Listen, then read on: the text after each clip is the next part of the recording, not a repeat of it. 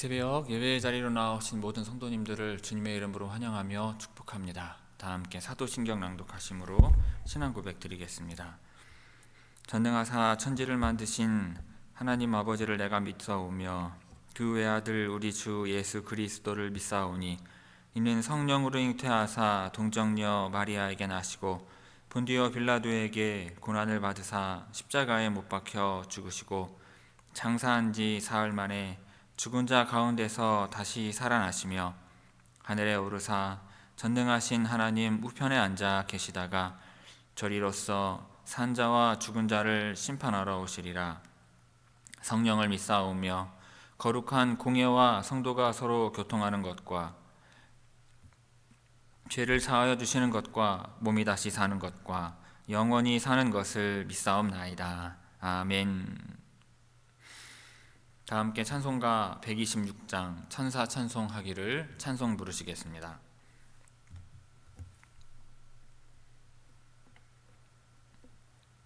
찬송가 126장입니다.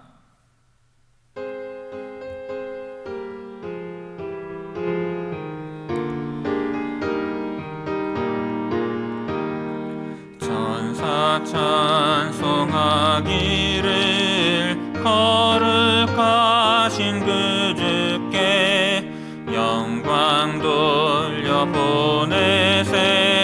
그 주 오늘 나셨네. 크고 작은 나라들 기뻐 화답하여라. 영광 받을 왕의 왕 베들레헴 나신 주. 영광 받을 왕의 왕 베들레헴 나신 주. 오늘 나신 예수는 하늘에서 내려와 저녁 몸에 나셔서 사람 몸을 입었네. 세상 모든 사람들 영원하신 주님께 영광 돌려보내며 높이 찬양하여라. 영광 돌려보내며 높이 찬양하여라. 의로우신 예수는 평화의 왕이시고 세상 빛이 되시며 우리 생명 되시네. 죄인들을 불러서 거듭나게 하시고 영생하게 하시니 왕께 찬양하여라.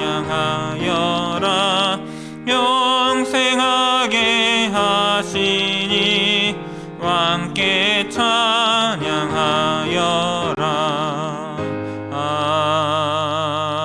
아멘.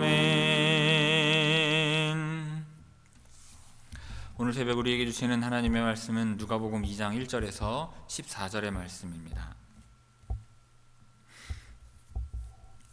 누가복음 2장 1절에서 14절까지의 말씀입니다.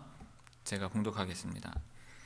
그때 가이사 아구스도가 영을 내려 천하로 다 호적하라 하였으니 이 호적은 구레뇨가 수리아 총독이 되었을 때 처음 한 것이라. 모든 사람이 호적하러 각각 고향으로 돌아가매 요셉도 다윗의 집 족속이므로 갈릴리 나사렛 동네에서 유대를 향하여 베들레헴이라 하는 다윗의 동네로 그 약혼한 마리아와 함께 호적하러 올라가니 마리아가 이미 잉태하였더라. 거기 있을 그때에 해산할 날이 차서 첫 아들을 낳아 강보로 싸서 구유에 뉘었으니 이는 여관에 있을 곳이 없음이러라. 그 지역의 목자들이 밤에 밖에서 자기 양떼를 지키더니 주의 사자가 곁에 서고 주의 영광이 그들을 두루 비추매 크게 무서워하는지라. 천사가 이르되 무서워하지 말라. 보라, 내가 온 백성에게 미칠 큰 기쁨의 좋은 소식을 너희에게 전하노라. 오늘 다윗의 동네에 너희를 위하여 구주가 나셨으니 곧 그리스도 주시니라. 너희가 가서 강보에 쌓여 구유에 뉘어 있는 아기를 보리니 이것이 너희에게 표적이니라 하더니 호련히 수많은 천군이 그 천사들과 함께 하나님을 찬송하여 이르되 지극히 높은 곳에서는 하나님께 영광이요 땅에서는 하나님이 기뻐하신 사람들 중에 평화로다 하니라. 아멘. 이 새벽 말씀 통해 주시는 은혜가 충만하게 임하기를 바랍니다. 오늘 본문 말씀은 예수님의 탄생과 그 소식을 천사가 목자들에게 전하는 내용입니다. 하나님의 약속대로 구세주가 태어나셨고 천군 천사가 하나님을 찬양하며 땅에 평화를 선포하는 것을 볼 수가 있습니다. 1절에서 3절까지의 말씀 봅니다. 그때 가이사 아구스도가 영을 내려 천하로 다 호적하라 하였으니 이 호적은 구레뇨가 수리아 총독이 되었을 때에 처음 한 것이라. 모든 사람이 호적하러 각각 고향으로 돌아가매. 1절에 이 가이사 아구스도로 호칭되고 있는 카이사르 아우구스토스, 즉 옥타비아누스는 BC 27년에 로마의 원로원으로부터 아우구스투스라는 칭호를 얻으면서 황제로 통치를 시작을 했습니다. 아우구스투스라는 단어는 거룩한이라고 하는 뜻을 가지고 있는 단어예요. 그리고 AD 14년에 생을 마감할 때까지 옥타비아누스는 권세를 누렸습니다. 그는 로마 제국 전체에 인구 조사를 실시하라는 칙령을 내린 바가 있어요. 그리고 2절은 이 호적이 구레뇨가 수리아 총독이 되었을 때 처음 실시되었다고 밝히고 있습니다. 구레뇨는 AD 67년에 수리아 지방을 통치했던 로마 총독이고 AD 6년에 유대 지역을 대상으로 인구 조사를 개별 실시한 적이 있습니다. 구레뇨가 실시한 인구 조사가 아우구스투스가 실시한 인구 조사보다 후대의 일이기 때문에 2절에 처음이라고 번역한 것은 역사 자료와 비교했을 때 연대기적으로 일치하지 않게 됩니다. 그러면 구레뇨가 실시한 것이 첫 번째 인구조사가 되고 아우구스투스가 실시한 것이 그 다음이라는 의미로 해석될 수 있기 때문입니다. 따라서 일부 학자들은 처음이라고 번역하지 말고 앞에라고 번역할 것을 제안을 합니다. 그러면 아우구스투스가 실시한 인구조사는 구레뇨가 실시한 인구조사보다 앞서 실시했다는 의미가 되기 때문에 이 연대기적인 문제가 해결되기 때문입니다. 그렇게 사람들은 인구조사를 위해서 고향으로 가게 됩니다. 4절 5절 말씀 봅니다. 요셉도 다윗의 집 속속이므로 갈릴리 나사렛 동네에서 유대를 향하여 베들레헴이라는 다윗의 동네로 그 약혼한 마리아와 함께 호적하러 올라가니 마리아가 이미 잉태하였더라. 요셉도 인구조사를 위해 고향인 베들레헴으로 가게 됩니다. 다윗의 집 족속이라는 표현은 요셉이 다윗의 자손이라는 사실을 강조하는 것입니다. 베들레헴은 나사렛에서 남쪽으로 110km 떨어진 곳입니다. 올라가니라고 표현을 하고 있는데 그 이유는 나사렛이 해발 500m 정도이고 베들레헴이 해발 700m 정도이기 때문에 이를 반영하는 말입니다. 그런데 구약 성경에서 다윗의 동네는 통상적으로 예루살렘을 가리킵니다.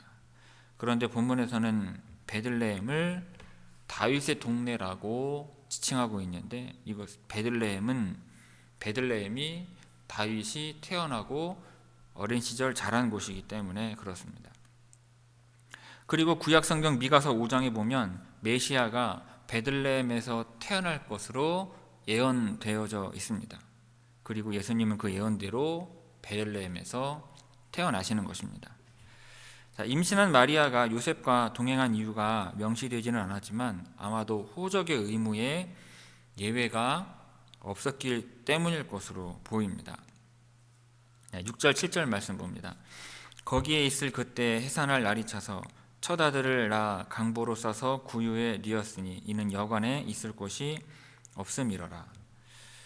첫 아들이라는 언급은 예수님이 마리아가 낳은 첫 번째 자녀임을 의미하는 동시에 예수님이 구약에서 언급한 초태생의 권리와 지위를 가지셨음을 암시합니다. 갓 태어난 아기를 강보로 감싸는 것은 유대인들의 관습이었고 구유는 가축의 여물통을 말을 합니다. 7절에 여관에 있을 곳이 없음이러라에서 여관은 일반적으로 우리가 현대적으로 생각하는 여관이나 호텔과는 다릅니다. 이 구절에 방이나 여관은 원어로 카탈루마라고 하는 단어인데 주요 의미는 숙소 또는 손님 방을 의미합니다. 당시 유대인 가족 구조에서 손님을 위해 따로 마련된 방을 뜻하는 경우가 많았습니다. 요셉과 마리아는 베들레헴에 도착했을 때 친척의 집이나 이처럼 호의로 제공되는 공간에서 머물기를 기대했을 것입니다. 하지만 인구조사로 인해 사람들이 많이 몰려와서 손님 방이 이미 다 가득 차 있었을 가능성이 큰 것입니다.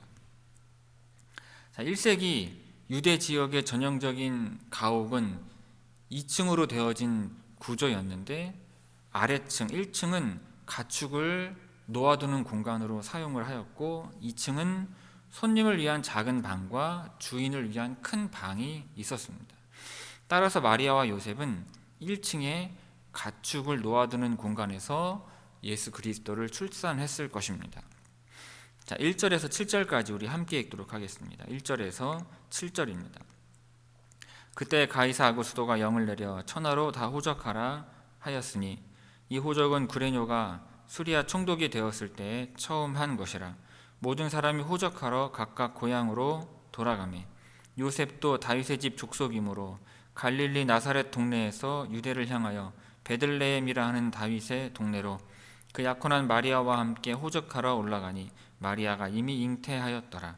거기 있을 그때 해산할 날이 차서 첫 아들을 낳아 강보로 싸서 구유에 뉘었으니 이는 여관에 있을 곳이 없음이러라. 아멘. 8절 9절 봅니다. 그 지역의 목자들이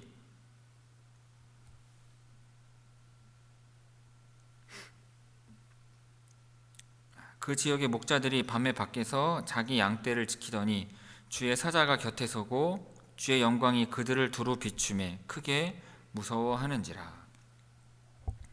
8절에서 14절은 예수님의 탄생 소식이 천사들을 통해 목자들에게 전해지는 내용입니다. 당시 문화에서 목자들은 신분이 매우 낮았습니다.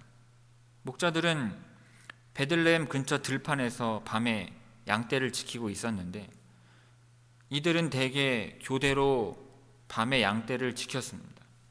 근데 이때 주의 천사가 목자들 곁에 나타나 밝은 빛을 비추었는데 이 놀라운 광경을 목격한 목자들은 두려움에 사로잡히는 것입니다. 10절에서 12절 말씀 봅니다. 천사가 이르되 무서워하지 말라. 보라, 내가 온 백성에게 미칠 큰 기쁨의 좋은 소식을 너희에게 전하노라. 오늘 다윗의 동네에 너희를 위하여 구주가 나셨으니 곧 그리스도 주시니라. 너희가 가서 강보에 쌓여 구유에 뉘어 있는 아기를 보리니 이것이 너희에게 표적이니라 하더니. 10절에 언급하고 있는 좋은 소식을 전함과 11절의 구원자의 나심이라고 하는 표현은 아우구스투스 황제의 탄생을 축하하는 내용을 담은 비문에서도 발견이 됩니다. 현재 독일의 베를린에 보관되어 있는 이 비문에는 다음과 같이 적혀 있습니다. 그의 생일은 세상을 위한 좋은 소식의 시작을 알리는 표시였다. 그런데 이렇게 누가가 의도적으로 이와 같은 표현을 모방한 이유는 황제가 아닌 예수님이 진정으로 좋은 소식이며 세상의 구원자이심을 암시하기 위함인 것입니다. 11절에 구주를 의미하는 단어인 소테르는 1장 47절에서 여호와 하나님을 지칭하는 단어로 사용이 되고 있고요. 이것은 예수님의 신성을 드러내고자 하는 것입니다. 12절에서는 천사가 목자들에게 방금 태어나신 세상의 구주를 그들이 알아볼 수 있도록 힌트를, 그러니까 표적을 알려주는 내용입니다. 13절 14절 봅니다. 호련히 수많은 천군이 그 천사들과 함께 하나님을 찬송하여 이르되 지극히 높은 곳에서는 하나님께 영광이요 땅에서는 하나님이 기뻐하신 사람들 중에 평화로다 하니라. 자, 천사는요, 예수님의 탄생을 목자들에게 고지한 후 수많은 천사와 함께 하나님을 찬송합니다. 자, 하나님이 기뻐하신 사람들 중에 평화로다라는 표현은 하나님의 평화가 선을 행하는 자들에게 임한다라는 의미라기보다 하나님의 평화가 하나님의 은혜를 입은 사람들에게 임한다는 뜻입니다. 즉, 하나님의 평화가 예수님의 탄생을 통해 하나님이 기뻐하시는 뜻에 따라 부름받은 사람들에게 임한다는 의미인 것입니다. 자, 8절에서 14절까지 우리 함께 읽도록 하겠습니다. 8절에서 14절입니다. 그 지역의 목자들이 밤에 밖에서 자기 양떼를 지키더니 주의 사자가 곁에 서고 주의 영광이 그들을 두루 비추매 크게 무서워하는지라. 천사가 이르되 무서워하지 말라. 보라, 내가 온 백성에게 미칠 큰 기쁨의 좋은 소식을 너희에게 전하노라. 오늘 다윗의 동네에 너희를 위하여 구주가 나셨으니 곧 그리스도 주시니라. 너희가 가서 강보에 쌓여 구유에 뉘어 있는 아기를 보리니 이것이 너희에게 표적이니라 하더니 호련히 수많은 천군이 그 천사들과 함께 하나님을 찬송하여 이르되 지극히 높은 곳에서는 하나님께 영광이요 땅에서는 하나님이 기뻐하신 사람들 중에 평화로다 하니라. 아멘. 성도 여러분, 자, 오늘 본문은 예수님의 탄생과 천사들이 목자들에게 전한 복음의 메시지를 담고 있습니다.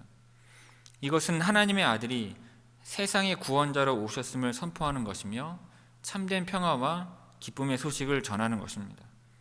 우리는 오늘 본문을 통해 예수님께서 어떠한 평화를 주시는지, 그리고 그 평화가 오늘날 우리에게 어떠한 의미인지를 깨달아야 할 것입니다.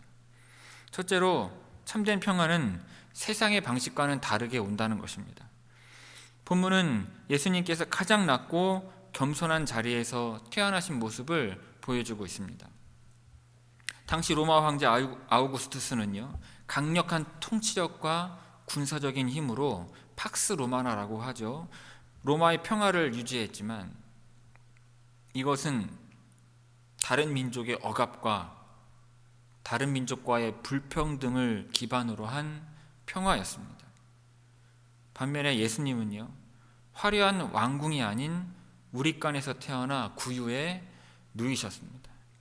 이것은 예수님의 평화가 세상의 힘과 방식이 아닌 하나님의 은혜와 겸손을 통해서 주어진다는 것을 가르쳐 주는 것입니다. 오늘날 우리는 세상이 주는 평화, 즉 물질적인 안정과 세속적인 성공에서 얻는 평화를 추구하기보다 예수님께서 주시는 하늘의 평화에 집중해야 할 것입니다. 이것이 우리의 내면을 변화시키고 하나님과의 관계를 회복하게 하는 참된 평화인 것입니다. 둘째로, 참된 평화는 모든 사람들에게 주어진다는 것입니다. 천사들은 목자들에게 오늘 다윗의 동네에 너희를 위하여 구주가 나셨다라고 전하며 이 소식이 모든 백성에게 미칠 큰 기쁨의 소식이라고 말하고 있습니다. 그러니까 예수님의 탄생은 어떠한 특정한 계층이나 민족에 국한되는 것이 아니라 모든 인류를 위한 구원과 평화의 시작을 의미하는 것입니다. 그러면 오늘날 우리는 예수 그리스도의 평화를 경험하고 나눌 책임이 있는 것입니다. 주님의 평화는 갈등과 불안으로 가득한 세상에 진정한 사랑과 화해를 전하는 것입니다. 우리는 이 복음의 메시지를 이웃에게 전하며 또한 삶으로 실천해야 할 것입니다. 그러므로 우리의 말과 행동이 예수 그리스도의 평화를 드러내는 도구가 되기를 간절히 바랍니다.